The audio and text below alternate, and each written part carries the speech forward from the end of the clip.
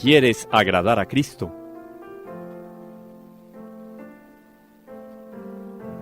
Sumérgete en María.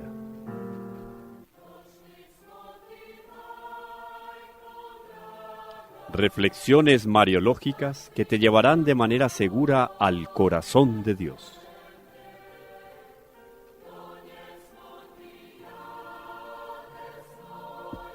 María, la hija predilecta del Padre.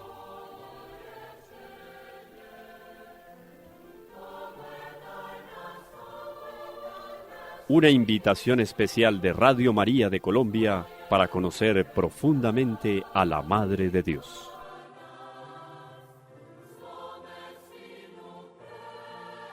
San José nos acompaña hoy en este programa de la hija predilecta.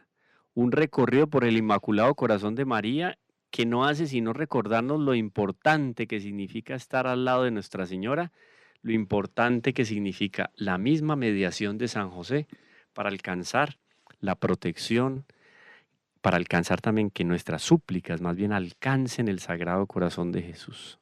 María, monte de todas las virtudes. María, fuente ¿de qué? Del buen ejemplo. María, aquella que escuchó la palabra de Dios y dijo, hágase en mí según tu palabra. Y hoy con San José. Bueno, San José en cualquier momento del año es maravilloso. Hay momentos más fuertes sobre San José. El mes de marzo, cuando celebramos esa fiesta fenomenal de San José, la solemnidad que inclusive en medio de la Cuaresma se celebra porque la Iglesia ha querido resaltar el papel de San José. O sea, San José está por encima, su vocación y su papel dentro de la Iglesia está por encima de los apóstoles, inclusive, y de cualquier otro santo. Es incomparable dentro del universo y del firmamento de los santos en la Iglesia. Así que, ¿cómo no hablar de San José el día de hoy, Orlando?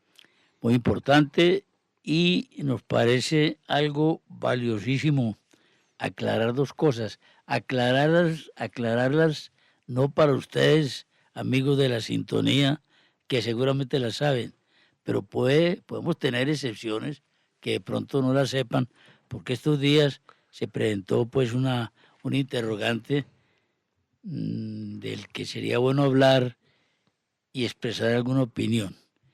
En primer lugar, hombre, bueno, hablar de San José es hablar de María. Hablar de María es hablar de Cristo. Hablar de Cristo es hablar de la Trinidad. Así que no hay ninguna decisión. No se puede disociar, eso no hay cómo disociarlo. Eso no hay cómo disociarlo. No. Exactamente. En el programa mariano se habla de San José, se habla del Señor, y todo es cristocéntrico. Claro, es Camilo. que si no, no es un ejercicio teológico. La mariología no tendría justificación si no se analiza debajo de un prisma cristológico, porque la Virgen María no es nada ni nadie a no ser por su relación con el Verbo encarnado. Exactamente. Y San José, en un segundo plano, después de la Santísima Virgen, participando inclusive de la unión hipostática relativa, o sea, de ese misterio de la encarnación, porque él como padre hace parte también de ese misterio como protagonista. Lo que él tiene de grandioso y de maravilloso es gracias a ¿qué? A la Virgen María, que es Madre de Dios, y la Virgen María es exaltada en la Iglesia porque es Madre de Dios. O sea, es que hay una Sagrada Familia que no tenemos cómo disociar. Exactamente. Y entonces alguien preguntó con una santa curiosidad y nosotros explicamos esto, pero quisiéramos someterlo a tu juicio teológico, Camilo, que es apreciable. Hombre, el Evangelio dice, Jesucristo afirma, hablando de Juan Bautista, que es el mejor, no recordamos textualmente el texto, podemos buscarlo, el más grande de los hombres nacidos de mujer. Sí. Dice el Evangelio, y el menor en el reino de los cielos. Entonces, los que estamos ahí en esta reunión explicaron algo que nos pareció muy bonito. Pues hombre, el Evangelio es para entenderlo. Juan Bautista nunca jamás será superior en santidad que José y María. Uh-huh. Imposible que Jesucristo hubiera dicho que Juan Bautista fuese superior a María. Eso es un imposible teológico. ¿Qué pasó allí? Se explicaba. La referencia de Cristo se refiere a personas nacidas bajo el régimen del pecado original. Juan Bautista fue santificado en el seno de Isabel, pero fue concebido Con pecado. con pecado original, no personal, pero concebido con pecado original. Entonces, tenemos dos personajes, uno definido y otro indefinido. María, dogmáticamente, sin pecado original, y es lo lógico. José, la iglesia todavía no se ha pronunciado en esto, pero vas a creer, Camilo y amigos y amigas, que un señor que educó en lo humano al Hijo de Dios, que le enseñó a orar, que le enseñó a trabajar, que cargó al Hijo de Dios en sus rodillas, que lo acunó, que lo abrazó, sería inferior a Juan Bautista. No. No, San José es un caso absolutamente aparte en este plan de salvación. No, ahí hay un asunto que es fundamental y es la proporcionalidad de las virtudes. Es un principio teológico. La proporcionalidad de las virtudes. Ok. De acuerdo a la vocación. Ok. Y al llamado. Por eso es que la iglesia no compara santos. La iglesia lo que hace es comparar vocaciones. Muy importante. No, yo no puedo poner en un pedestal a San Benito y poner en el otro pedestal a San Antonio de Padua y compararlos. No porque, primero, la gracia que cada uno de ellos recibió durante la vida o las gracias que recibieron de Dios son únicas e irrepetibles. Cada uno. Cada uno. Porque la gracia es la participación de la vida de Dios. Eso que recibió eso que recibió cada uno de participación de la vida de Dios es absolutamente diferente una de otra. Imaginémonos nosotros la gracia para que nuestros teleinternautas escuchas entiendan. Imagínense usted la gracia como una gotica de un perfume, una gotica de un elixir maravilloso, que es la participación de la vida de Dios. San Agustín dice que una gota de gracia vale más que toda la creación. Tremenda. Porque claro, es eso, la gracia, y esa gracia, ¿cuándo yo recibo la gracia por primera vez? Cuando soy bautizado. Y la gracia, esa gotica que Dios derrama en mí, cuando yo soy bautizado y el sacerdote dice yo te bautizo en el nombre del Padre, del Hijo, del Espíritu Santo, esa gotica de gracia me hace pasar a mí de una simple criatura a ser hijo de Dios, porque yo ya participo de la vida de Dios. Entonces la gracia es la participación creada en la vida increada de Dios. O sea, Dios nos da de su vida, pero Dios no pierde la vida. Por eso entonces en teología se dice que con el bautismo nosotros nos divinizamos con D minúscula, porque recibimos algo de Dios, que es su vida. Claro, claro. Entonces, eso que recibió de la vida de Dios San Antonio, no es lo mismo que recibió de la vida de Dios San Benito. No es lo mismo de la vida de Dios que recibió Santa Clara. Cada uno recibe de la vida de Dios, o sea, recibe gracia de acuerdo a su vocación. Pero yo podría decir con todas las letras, la vocación de San Benito fue más grande que la de San Antonio. Y San Antonio de Lisboa o de Padua, como queramos decirle, fue llamado el látigo de los herejes. Su lengua está incorrupta. Tuve la gracia de visitar en Padua la lengua. Claro. Está el maxilar maxilar inferior de San Antonio con la lengua. Pues claro, fue el instrumento de santificación de él. Látigo. La lengua era un látigo contra los herejes. Un hombre que hizo un apostolado impresionante. Pero es más grande la vocación de San Benito. Entonces, San Benito es patriarca de Europa. Porque San Benito, de los pantanos y de los bárbaros, levantó catedrales, cultura y civilización. O sea, Claro. son dos vocaciones diferentes. Hay una cuestión para que continúes, Camilo, es, pues hombre, la gracia en cada uno, pero también la combinación de su, llamémoslo, humanismo, no en el sentido filosófico, sino de su constitución humana, sus tendencias, sus apreciaciones, sus modos de pensar uniformes, pero personalizadas. No Ujú. sé si me Sí, sí. podrías... Entonces, no es lo mismo un santo que otro. Una persona preguntaba la otra vez con cierto escrúpulo porque algún líder le habló sobre el asunto del ayuno y entonces la persona quedó un poco desconcertada. Mire lo que me están diciendo del ayuno y yo así no ayuno. Entonces, se ocurrió que alguien le dijo, mire, dígame dos santos de su aprecio. Y dijo, San Francisco, correcto. Otro, San Antonio, perfecto. Mire, Francisco se santificó como Francisco y Antonio como Antonio. Así es. No podemos compararlos y por eso decía San Francisco de Sales, hay santos para admirar, mas no para imitar. Sí, porque hay un contexto, hay una Ah, vocación. claro.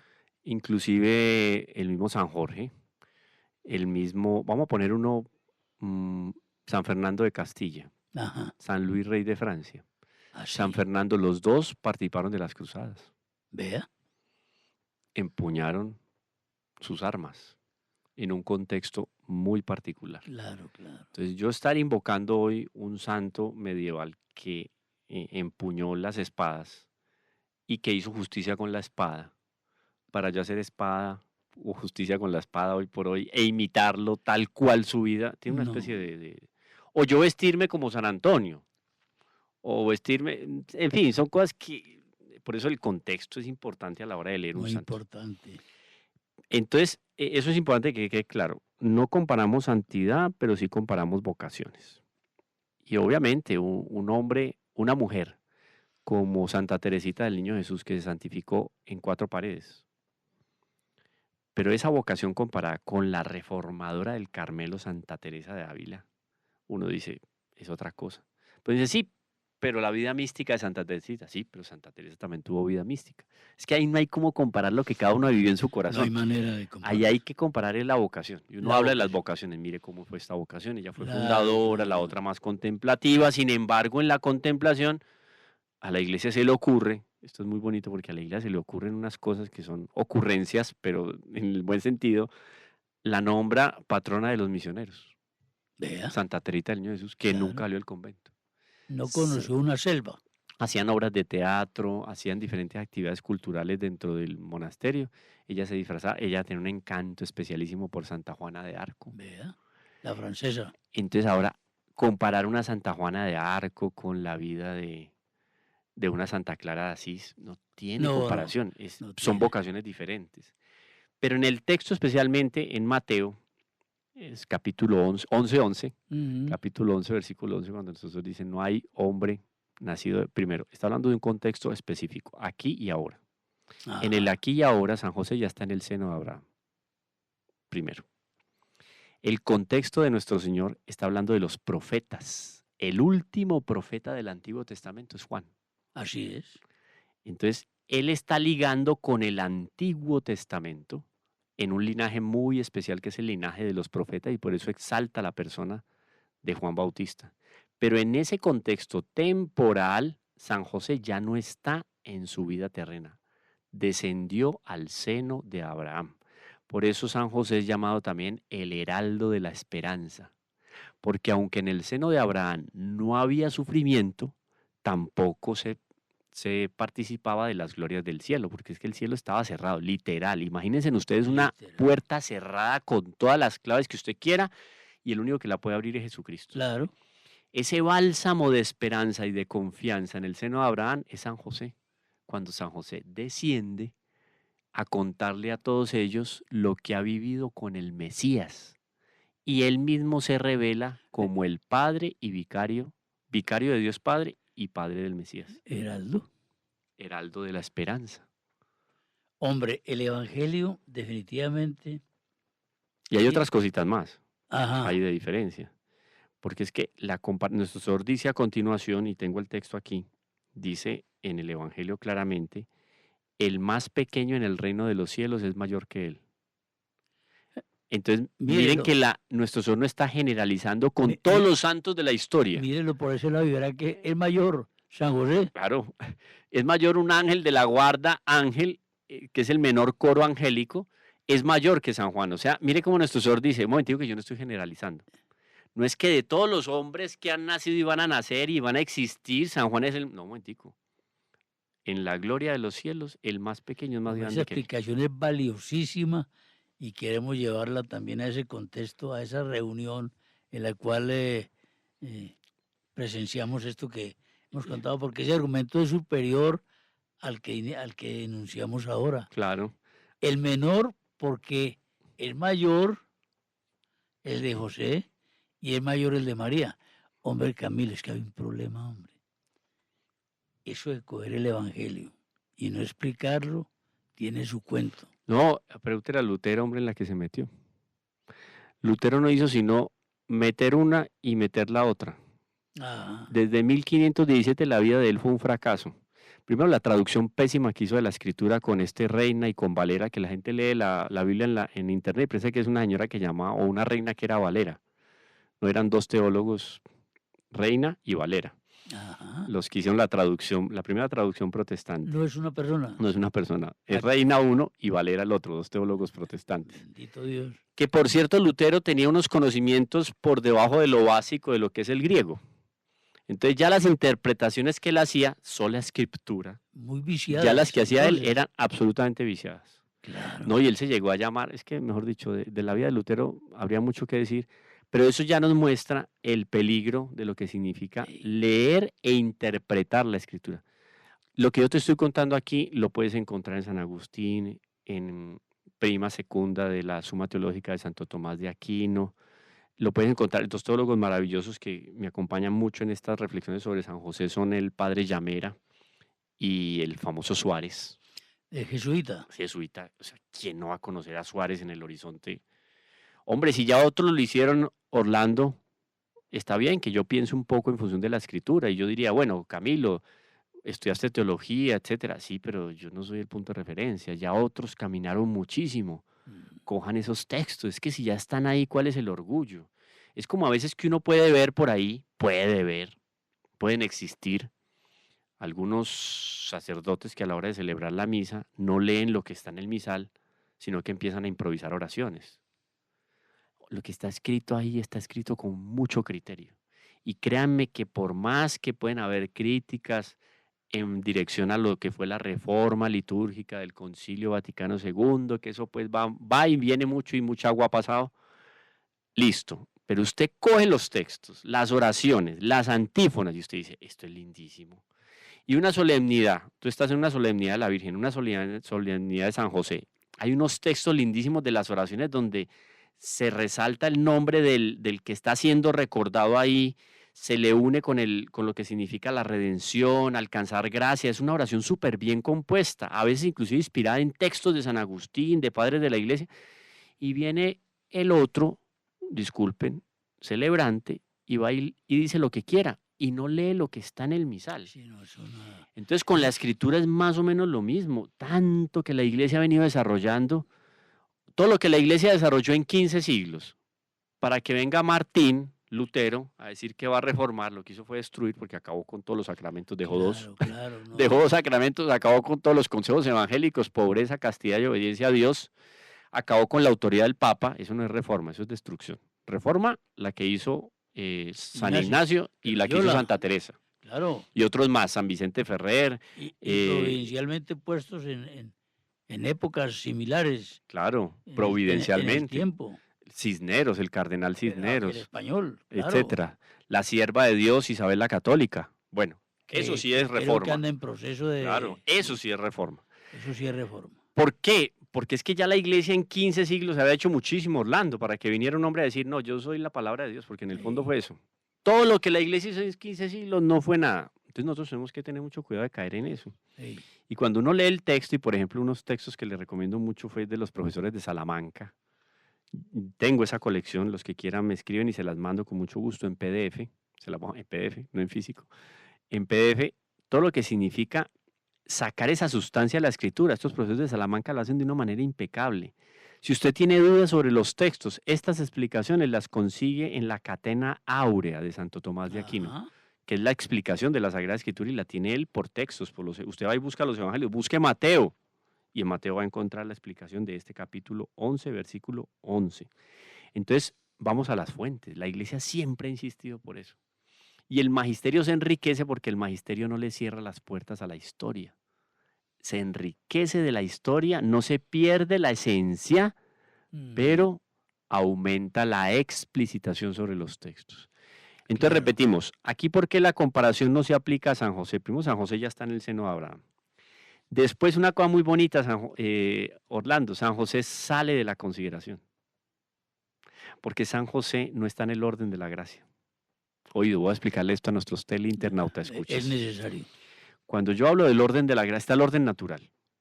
Ponga usted una piedrita al perrito que le dicen ya hijo mío, hijo perruno, eso es Ajá. criatura, está en el orden de la naturaleza, Naturaleza. ¿cierto?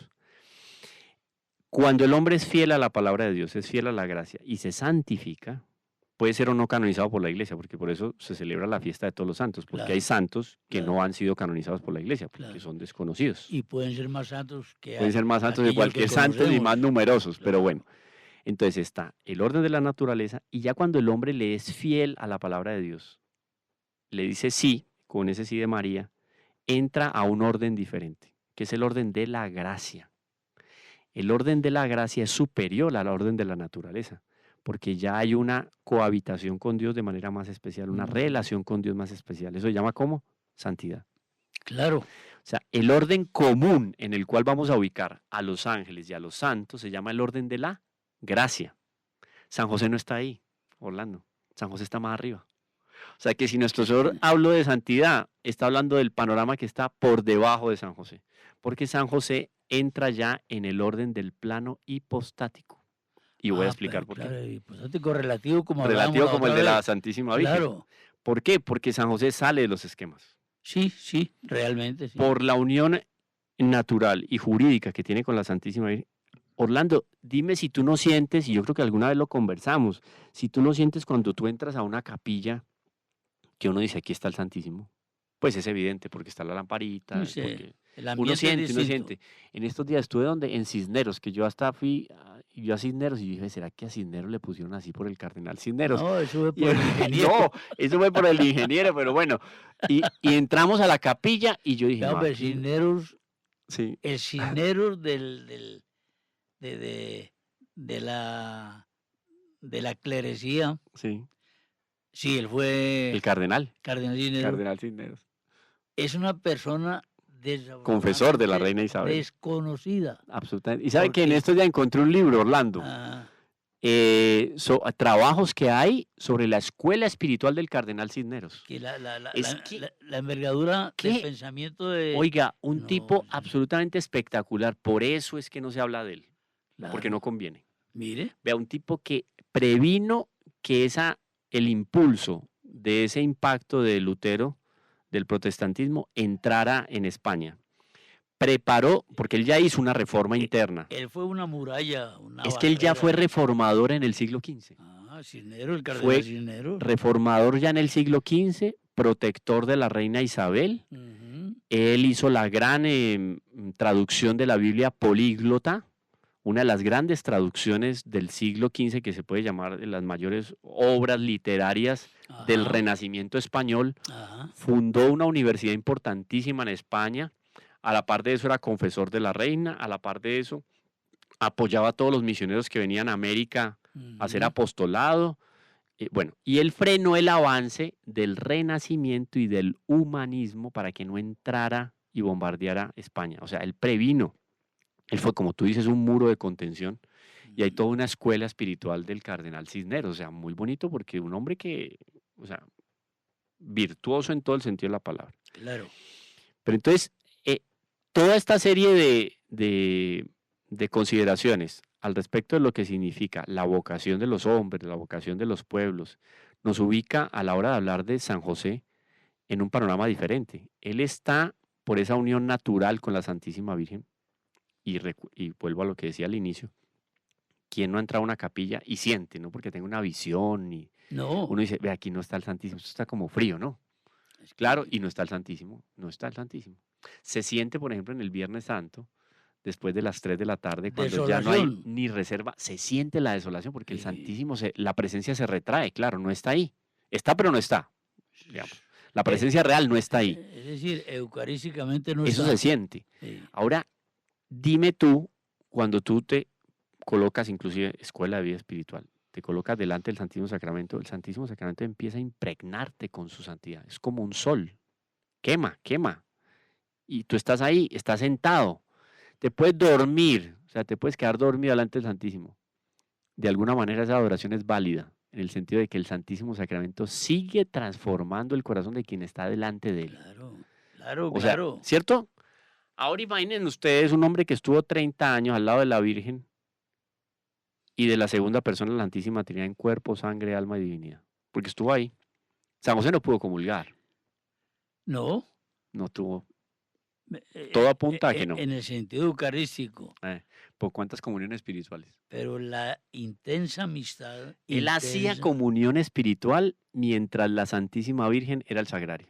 pero Usted es se que- imagina esa escena, sería bonito un cuadro en ese sentido.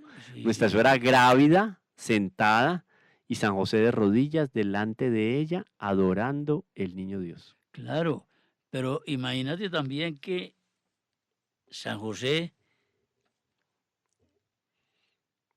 tuvo un contacto tan directo con el niño, es que de manera física abrazar a Dios.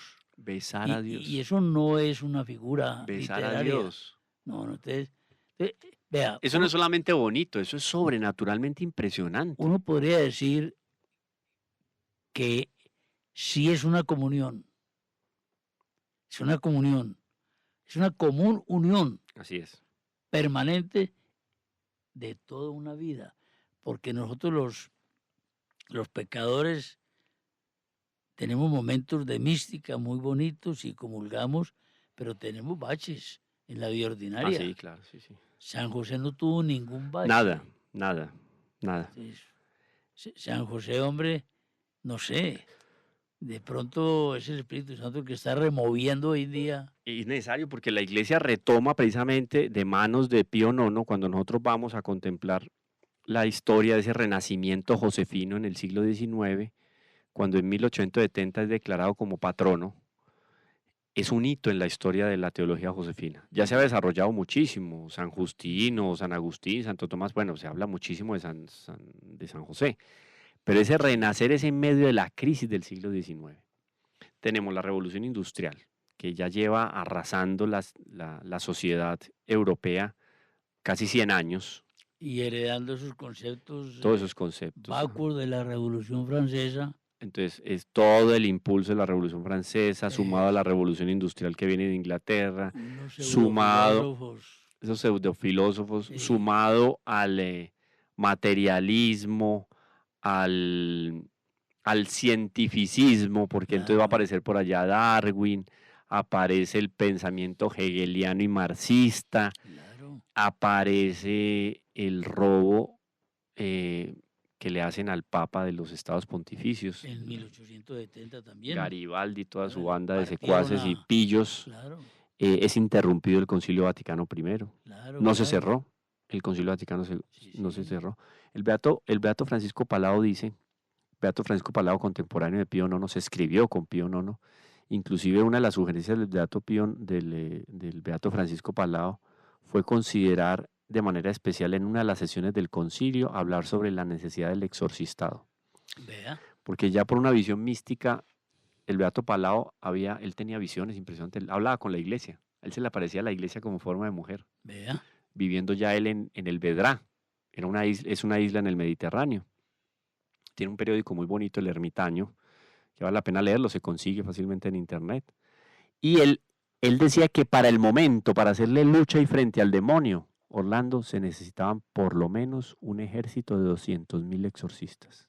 Mire, mire eso. Y preparó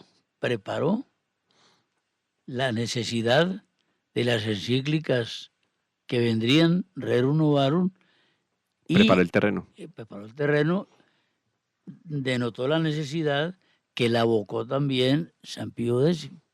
Si quieren saber esto y otras cositas más, vámonos a una breve pausa y regresamos con esto.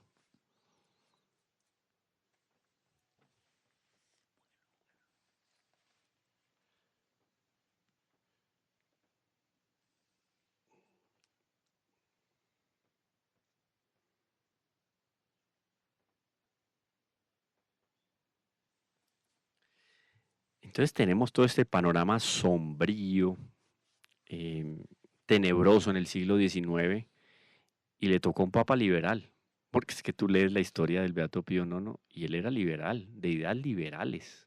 Ujú. Y el liberalismo, tú sabes que no es, y ustedes saben, o deben de saberlo, queridos y teleinternauta escuchas, el liberalismo no comulga con la iglesia. ¿Cómo así que el Partido Liberal? No, yo estoy hablando del Partido Liberal. El Partido Liberal puede tener algo de liberalismo, que es otra cosa. El pensamiento liberal es fruto de toda esa revolución protestante y toda esa revolución política y social de la Revolución Francesa. Redunda entonces en los pensamientos liberales del siglo XIX, que quieren totalmente divorciarse de lo que significa la existencia de Dios y la moral. Eso es muy importante tenerlo en cuenta. Y uno diría, entonces es irreconciliable el liberalismo con la iglesia. Claro, es irreconciliable. Ahí no hay nada que... Es una manera, digamos, de nombrar los tantos males que han atacado o enemigos que han atacado a la iglesia a lo largo de la historia. El caso es que el Beato Pío no tenía en sus inicios unas ideas liberales así bien desorganizaditas. Inclusive cuando fue electo papa, los niños en uno de las casas donde don Bosco cuidaba a sus beriquines, empezaron a gritar, pues la alegría era general en toda Italia, viva Pío IX, viva Pío IX. Él decía, no, viva Pío IX, no, viva el Papa, viva el Papa. Un poco para que ellos tuvieran claro, Sacaba a la persona del sí, ministerio. cómo es la cosa, téngala clara. Qué bien. Y ya después, en determinado momento, tuvieron la oportunidad de encontrarse en una manifestación pública, digamos, una peregrinación, tal, con el Papa, y los niños empezaron a gritar, viva el Papa, y él no, Ajá. viva Pío IX. O sea, don Bosco volvió y los corrigió, porque es que cuando Pío IX, yo tengo una Qué pintura muy linda, anécdota. yo tengo una pintura muy linda de Pío IX mirando así parado en un corredor solemne así de la basílica, del palacio, mirando en una ventana, y es como un atardecer, y como que es figurativo de lo que fue esa conversión de Pío IX, porque él ya cuando entra y se encuentra con un Garibaldi, le tocó salir corriendo para Gaeta, le tocó salir corriendo y esconderse en el Castillo Sant'Angelo. Miró la O sea, es cosa. que si lo agarraban, lo mataban, se le estaban robando los estados pontificios, esto y aquello, todo lo que le venía de todos esos gobiernos, el mismo Cavour, este político masón que lo atacó a Pío IX de una manera impresionante. Ahí él se dio cuenta con qué era lo que estaba, o sea, dónde estaba y con quién se estaba peleando. Claro, Se claro, convirtió, claro. él tuvo su conversión. Es que mi Dios escribe derecho en líneas torcidas. Por eso yo no desconfío de ningún papa de sus ideas previas. No, Espérelo a que sea papa y que gobierne. porque ahí el Espíritu Santo es el que endereza. Mira lo que se dice del papa de León XIV. Él apenas está empezando a gobernar. Así. ¿De hace cuánto que fue elegido? Ya llevamos año y medio. Año y medio, Sí. prácticamente. Sí, casi año y medio. No. Sí, un año pasadito. Principios del 2025.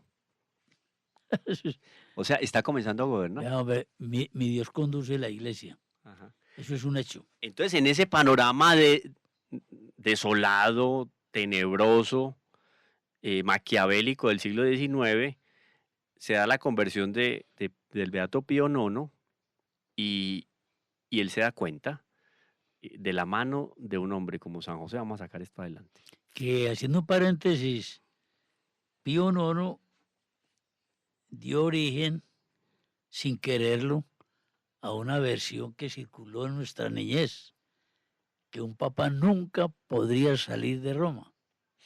Él se declaró y no prisionero. es cierto, él mismo se autoencarceló. Él se autoencarceló como protesta Sí. contra todos aquellos que estaban queriéndolo destruir pues, la iglesia, porque en el fondo no era robarle los estados pontificios, No, Orlando. hombre, esa es la pelea Eso era lo contra de la iglesia. menos, eso era lo de menos. En el fondo era la iglesia, y si eso entre más lo reduzcamos, claro, porque es que el impacto político era impresionante porque el Papa tenía un poder temporal. Mejor Muy que lo grande. perdió Camilo. Claro, porque eso le permitió, y eso está, por ejemplo, en los estudios que se hacen sobre la vida de Pío IX, eso le permitió a la Iglesia cerrarse en sí misma y enriquecerse en el buen sentido.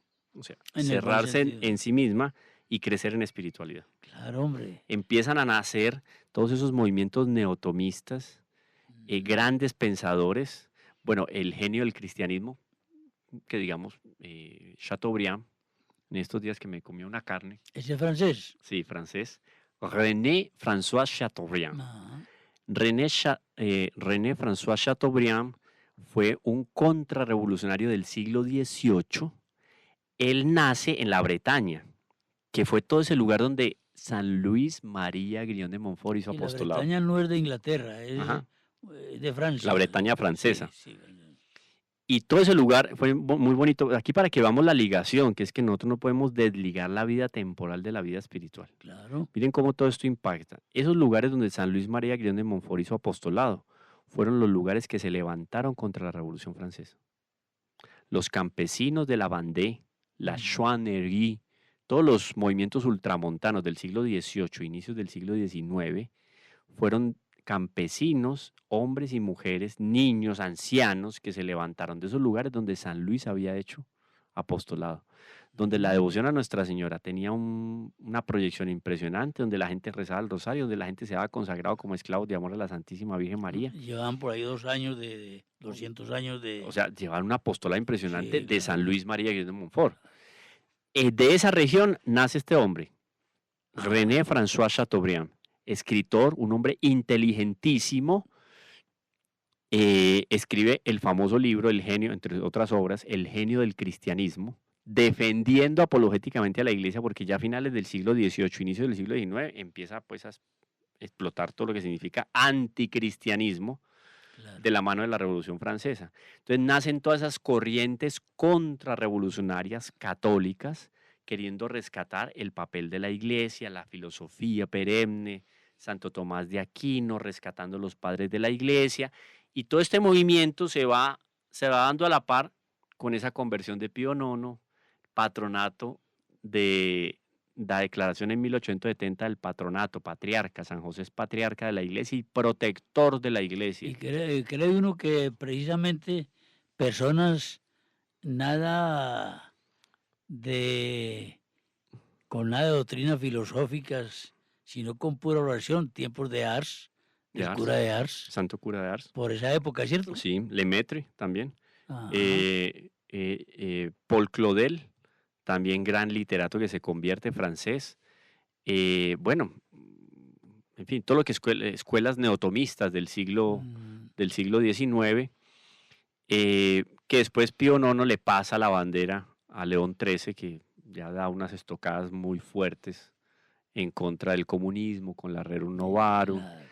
La misma composición, León XIII, el famoso exorcismo breve de León XIII, porque León XIII tiene una visión impresionante donde ve que el demonio está al lado del altar mientras se Sí, celebra la hombre, misa. se comentan cosas fuertes. Fuertes, fuertes, son como los textos de Pablo VI después del Concilio Vaticano, que él dice, se abrieron las Claro. puertas y entró, para que entraran vientos nuevos, y lo que entró fue la fumaza de Satanás, lo dice el mismo Pablo VI, Pablo VI lo afirma, sí. lo afirma categóricamente. León Entonces, XIII, de paso, en paréntesis lo decimos, ¿cuánto escribió a favor del rosario? León XIII. Creo que son 23 documentos, Paréntesis, sí. unos 23 documentos en torno al rosario, y también escribió sobre San José. Y también considera a San José en la misma línea de Pío IX, como que es aquel que nos puede sacar del hueco, del abismo en el que nos encontramos. Terror de los demonios. Y es invocado como terror de los demonios. Por Claro. eso San José, la devoción a San José es tan adecuada, tan pertinente, tan estratégica para los días de hoy. Sí, hombre, sí. Orlando, usted puede hoy en día mirar hacia ciertos países y admirar hombres que pueden tener algún impacto en el contexto cultural, político. Usted dice, buenos hombres. Pero es que de ser bueno a ser santo. Así es. Sin señalar a nadie, porque claro, tendríamos que empezar nosotros aquí por abrir todas nuestras infidelidades, ¿cierto? Porque Claro, todos somos Así es. pecadores. Pero si San José, si de la mano de San José el mundo hoy por hoy no encuentra puerto seguro, apague y vámonos.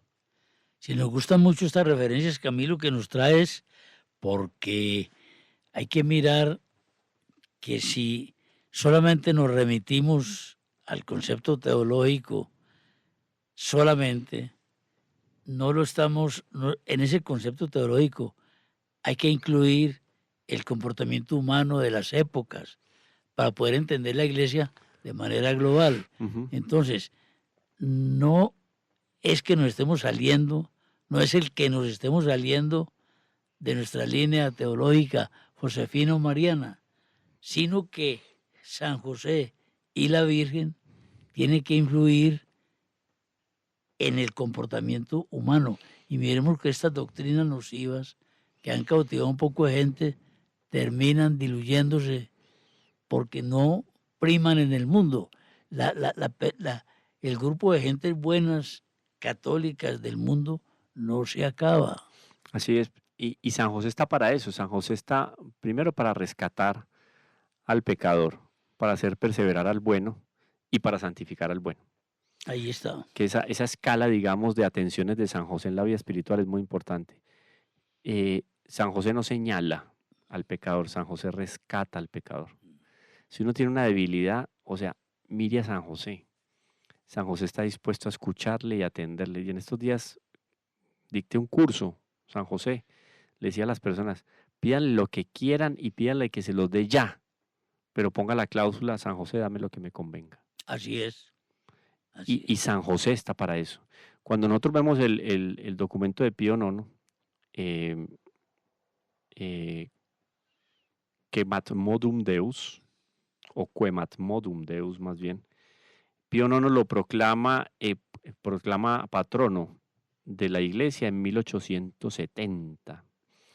Del mismo modo que Dios, dice el documento, que es un documento que es firmado por el cardenal Patrici, que es el prefecto de la Sagrada, era el prefecto de la Sagrada Congregación de Ritos, y su secretario, el prefecto y el secretario lo firman. Miren qué bonito el documento.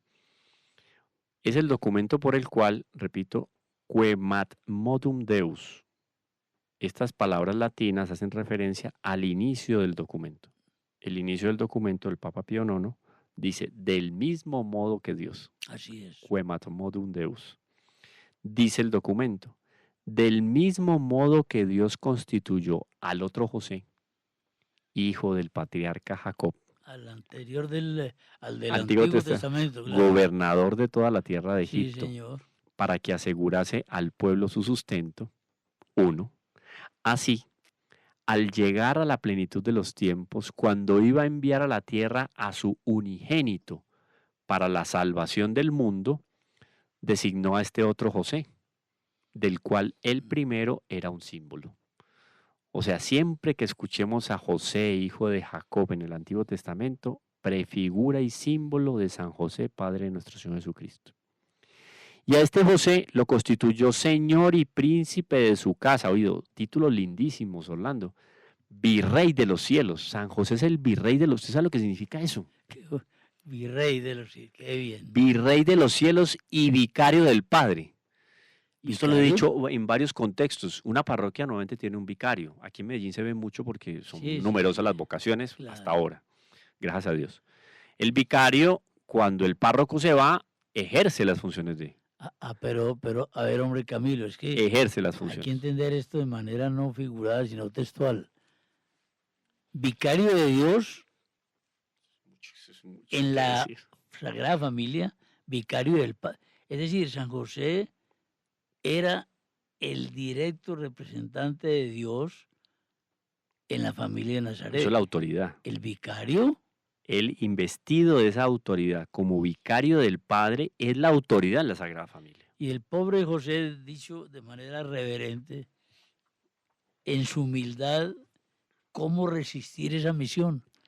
Esa es una gracia. Eso, de por ejemplo, Dios. cuando se lee el texto, que eso es muy importante, cuando los evangelistas nos dicen a nosotros que ese temor, el ángel le dice, no temas recibir a María. Sí, ¿Cuál es el temor de San José? El temor de San José es el siguiente. O San José ya entendía el misterio y por temor de Dios decía, yo ahí no entro porque es que no quepo. O sea, yo no tengo Claro. lugar ahí, eso es tan grande que yo ahí, más bien, a Dios. Pues el hecho era ese, propiamente. El temor era un temor de Dios. Claro. Timor domini initio sapientiae. El temor de Dios es el inicio de la sabiduría. Lo que San José tenía ahí era porque conocía plenamente el misterio o tenía ya una sospecha profunda. Hombre, San José, Yo ahí no quepo, Orlando, decía él. San José intuyó, aunque no lo diga el Evangelio, El ángel le confirma, pero él ya intuyó. intuyó esa criatura, porque él sabía de la santidad de María. Esa criatura tiene un padre que es Dios. No le voy a disputar la paternidad Yo ahí, ¿qué a hago? Dios ¿Cómo juego de yo ahí? esa criatura. Si no es que el cielo lo impulsa, no se hubiese unido María. Así es, tal cual. Entonces, cuando San José se encuentra con esa realidad delante de sus ojos, él dice, yo aquí no. O sea, no tengo Claro. cómo. No tengo cómo. Es desproporcionado yo estar ahí en ese, Sí. en ese contexto. Pero los designios de Dios eran otros. Ah, Y le dice, entonces no temas recibir a María, tu mujer. Mire que el ángel ya confirma. Por claro. eso también entonces hay discusión si ya se habían dado las nupcias o no. Pero ya había, matrimonio ya había, o sea, ya había, porque si San José era justo y no se hubiera dado el matrimonio, tenía que denunciarla. Y de la Virgen se hubiera dicho no sé cuánta cosa en materia moral, se le hubiera acusado de no sé cuántas cosas en el primer siglo, nadie se atrevía a decir nada porque había matrimonio. Ni el demonio ha podido decir nada. Ni el porque es demonio que puede decir nada, se él le no tiene tapó la cabida, boca. no tiene cabida. Ey, El caso es que el Beato Pío nos lo deja aquí claro, le constituyó señor y príncipe de su casa exactamente. y de su posesión. Y lo eligió para custodio de sus tesoros más preciosos. Esto es fundamental cuando nosotros hablamos de San José como custodio. Es que le dieron a cuidar al Hijo de Dios hecho hombre y a su madre, esa madre en la cual, como dice San Luis María Guión de Montfort, Dios agotó la imaginación. San José, ¿cómo no va a tener temor? El ángel le tuvo que dar ahí una bebida sobrenatural impresionante y consoló. De tal manera el ángel lo consoló y le llegó una gracia vocacional ahí a San José, que San José no dijo ni sí ni no. San José se levantó y se fue. O sea, la respuesta de San José fue obediencia inmediata, sin preguntas. Uno se atreve a pensar que en el mundo consciente pleno él no hubiera resistido el argumento ni del ángel. Tuvo que ser el sueño. Tuvo que ser en un sueño. Tuvo que ser en sueño, una visión mística también, porque ahí digamos que no hay una... Pero bueno, pero sea en sueños o en mística, en sueños Dios se ha manifestado mucho a lo largo de la historia, lo hizo ya en el Antiguo Testamento. Hombre, muy etcétera. simpático, que no es motivo de la conversación, y ya el tiempo se nos está terminando. Muy simpática la devoción en crecimiento total de San José dormido, ¿no? Así, muy bonito porque es una señal también de confianza.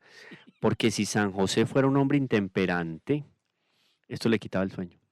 Ah, Mire, por ejemplo, Nuestra claro. Señora, es una de las discusiones mariológicas que uno dice, no, pero es que es una imagen y es una iconografía. Que mostrar a la Virgen medio desmayada o desmayada en los brazos de las santas mujeres porque se murió nuestro Señor. Eso no tiene lógica No. teológica. O sea, Nuestra Señora no podía en ningún momento sufrir una condición física que la dejara inconsciente No, a partir de un impacto emocional, porque eso No. es desordenado. no. Eso es fruto del pecado original. Claro. Entonces, ahí hay que entender eso también. San José está durmiendo tranquilito, o sea, se acostó, está este problema, listo, vamos a dormir. Reza el Salmo 18, Claro, porque era el que le tocaba esa semana, reza el Salmo 18. Señor, bendíceme porque me voy a dormir. El dolor no le podía apabullar la fe a María. A larga distancia, eso que decíamos ahora, Orlando, San José adoraba al niño Jesús en el vientre de María, ya hacía comuniones espirituales Claro. al vientre de María, ella sabía lo que había allá y él, entonces estaba, primero, que no se sentía digno, pero después queriendo estar ahí cerca de ese misterio, porque él decía, ¿cómo va a perder ese acontecimiento? ¿Te imaginan ustedes lo que se movía en el corazón de San José? la aprehensión tan fuerte y dolorosa de San José. Ese es uno de los dolores de San José. Claro. Estar separado de Nuestra Señora porque no se siente digno, pero queriendo estar ahí. ¿Se imagina la alegría cuando el ángel le dice, no tema, José? No, pues. ¿Qué? O sea, Sí, ayer es tarde. claro. El ángel medio estaba terminando de hablarle y San José ya no estaba ahí. ¿Ves? Eso- San José se fue. Tocó ir a... Eso. ¿No? Porque San José fue ya. Vamos. No, es que si no recibe la orden directa de Dios, no lo hace, pero se muere de deseos. O sea, ardía su corazón de deseos Sí. por acompañar a Nuestra Señora. Además, él sentía que a lo largo de su vida se había preparado para eso. Entonces, ¿cómo no estar ahí si yo siento que tengo que estar ahí? Además, ya estamos casados, ya se dio el milagro de la vara que florece, o sea, quedó evidente que yo era el que tenía que estar al lado de la Virgen porque Claro. me lo confirmaron los sacerdotes y ahora yo tengo que, me voy a ir, o sea, ¿cómo es eso? Llega el ángel. Esperemos en la iglesia, iluminada por el Espíritu Santo, que vengan verdades superiores sobre San José. Tenemos un minuto. Uno, Un minuto. no más. Dice el documento, porque tuvo por esposa a la Inmaculada Virgen María, de la cual por obra del Espíritu Santo nació nuestro Señor Jesucristo, tenido ante los hombres por hijo de José, al que estuvo sometido, y al que tantos reyes y profetas anhelaron contemplar. Este José no solamente lo vio, sino que conversó con él, lo abrazó, lo besó con afecto paternal y con cuidado solícito alimentó al que el pueblo fiel comería como pan bajado del cielo para la vida eterna. Este es José, el esposo fidelísimo, varón justo, que acompañó a María, la hija predilecta. ¿Quieres agradar a Cristo?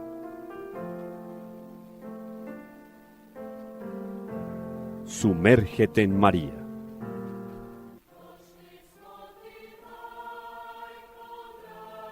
Reflexiones mariológicas que te llevarán de manera segura al corazón de Dios.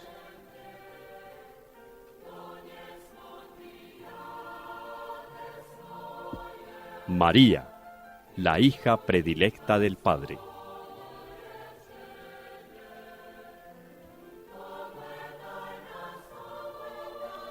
Una invitación especial de Radio María de Colombia para conocer profundamente a la Madre de Dios.